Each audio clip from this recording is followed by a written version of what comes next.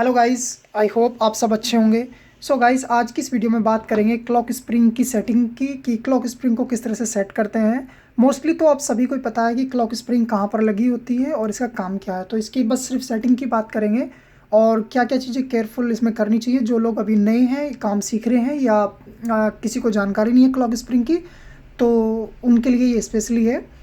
तो अगर कभी भी आप देखिए क्लॉक स्प्रिंग की सेटिंग करें और आपको नहीं पता कि इसको किस तरह से सेट करना है, तो उसके बारे में भी आज जानकारी देंगे। और जो सबसे इम्पोर्टेंट बात है इसके अंदर कि जब भी आप कभी ये ख़राब होती है ड्यूरिंग, जब भी आप कभी स्टीयरिंग में काम करते हैं, स्टीयरिंग रैक में, और आपको नहीं पता कि इसको किस तरह से लॉक करना है, तो उसी समय पे जाके जो है ख़राब होती है, क्योंकि इसके अंदर जो रिबन होता है ये इस तरह से चलती है और ये जैसे हम स्टीयरिंग अपना काटते हैं तो स्टीयरिंग के साथ साथ घूमती है। और ये जो एक अंदर एक रिबन कैरी करती है, यानी कि एक रिबन इसके अंदर घूमता रहता है, टर्न होता रहता है। ये क्या करता है, ये सप्लाई यहाँ से लेता है और बाहर जो हमारा पीछे कनेक्टर होता है, मेन कनेक्टर, यहाँ पर ये सप्लाई अंदर आती है इसमें, और यहाँ से एयरबैग के लिए और हॉर्न के लिए डिस्ट्रीब्यूट हो जाती है। तो यहाँ पर ये इसमें एयरबैग का कनेक्टर है और ये इसका हॉर्न के लिए यहाँ पर एक पिन है इसके अंदर।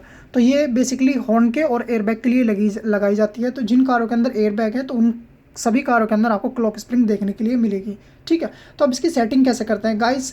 सबसे पहले जब भी आप कभी अगर स्टीयरिंग में काम करते हैं, स्टीयरिंग रैक खोलते हैं या कुछ भी करते हैं, तो आप स्टीयरिंग को पहले दोनों टायर सीधे करके और चाबी को बाहर निकाल के कॉलम रोड को लॉक कर दीजिए और एक मार्किंग कर दीजिए स्टीयरिंग रैक पर भी और आपकी कपलिंग पर भी। और अगर आप steering rack by the way नहीं चेंज कर रहे हैं तो आपको क्या करना है, आपको स्टीयरिंग रैक को अंदर डाल के बोल्ट टाइट करके बाहर से, तो आपको दोनों तरफ के टायर सीधे कर लेने हैं फ्रंट के।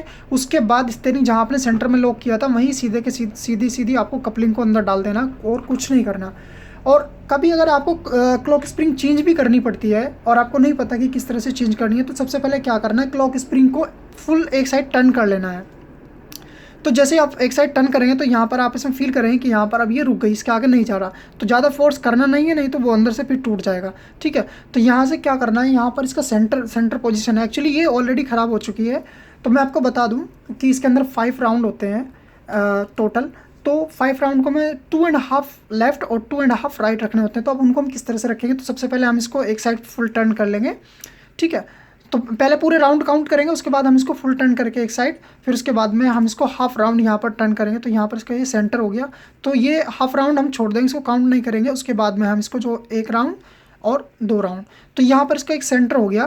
तो सेंटर हमको इसे सीधे के सीधे यहीं लगा देना है और यहीं पर अपना स्टीयरिंग व्हील जो है लगा देना है। तो जब आप स्टीयरिंग इस साइड में काटोगे तब भी इसके अंदर इनफ चाल रहेगी आगे जाने के लिए, और अगर आप इधर काटते हैं तब भी आप इसमें जो है इनफ मूवमेंट आपका रहेगा। तो ये इस बिटवीन इन दोनों चीज़ के बीच में कभी भी टूटेगा नहीं। तो इस तरह से आप इसकी सेटिंग करेंगे। और अगर कई बार क्या होता है कि ये मान लिया डाउट भी नहीं है, तो आप इसको किस तरह से चेक कर सकते हैं कि ये सही है या नहीं है, तो आप इस कनेक्टर से और यहाँ पे आप इसकी जो है कंटिन्यूटी चेक कर सकते हैं कि इन दोनों के बीच में कंटिन्यूटी है या नहीं है। अगर दोनों के बीच में मल्टीमीटर में कोई बीप साउंड नहीं है तो इसका मतलब फिर ये अंदर से डैमेज हो चुकी है। तो रिपेयरेबल एक्चुअली कामयाब भी नहीं है और रिपेयरिंग की मेरे को जानकारी भी नहीं है कि लोग बाग रिपेयर करते हैं या नहीं। बाय द वे हम लोग तो चेंज ही करते हैं इसको। तो क्योंकि अब इसके अंदर प्रॉब्लम यही था, कस्टमर ने बाहर इसके अंदर स्टीयरिंग में काम कराया, स्टीयरिंग रैक में, और फिर कंप्लेंट करी कि भाई हॉर्न और एयरबैग काम नहीं कर रहा। तो फिर वो कंपनी लेके आए, तो फिर मैंने ये चीज़ चेक करी, तो ये क्योंकि उन लोगों ने जो है स्टीयरिंग एंगल गलत जगह पर टाइट कर दिया और ये जो है टूट गई। तो उसी के हिसाब से आपको भी, अगर आप भी कभी काम करें तो केयरफुली से इसमें काम करें। तो बस यही सब था इसमें बताने के लिए कि अगर आप नए हैं तो आपको इन सब चीज़ों की जानकारी रखनी है। बाकी अगर आपका कोई कमेंट हो तो आप मुझे जो है पूछ सकते हैं, और इंस्टाग्राम की आईडी का लिंक मैं डिस्क्रिप्शन में डाल दूँगा, तो आप वहाँ से भी जाकर देख सकते हैं।